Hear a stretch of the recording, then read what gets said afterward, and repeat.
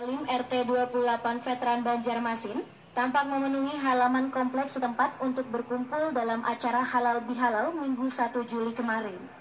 Ini merupakan kegiatan perdana yang digelar atas inisiatif Ketua RT 28 Tumiran yang sengaja mengumpulkan para warganya untuk saling bersilaturahim dengan harapan kebersamaan dan semangat gotong royong yang dibangun selama ini selalu terjaga meskipun disibukkan dengan pekerjaan masing-masing.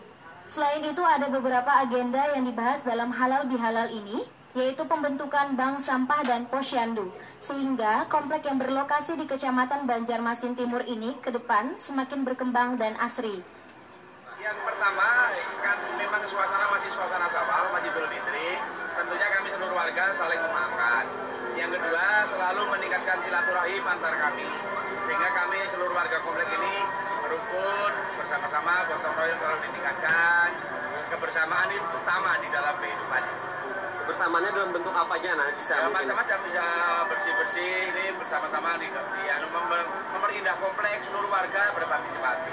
Tadi kayaknya ada beberapa program yang ingin dijalankan. Ya, insya Allah rencana dalam waktu dekat ini akan ada kegiatan bank sampah, kemudian posyandu.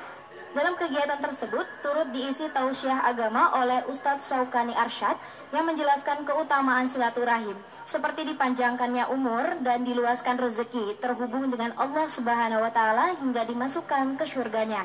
Eko Anggoro, Banjar TV.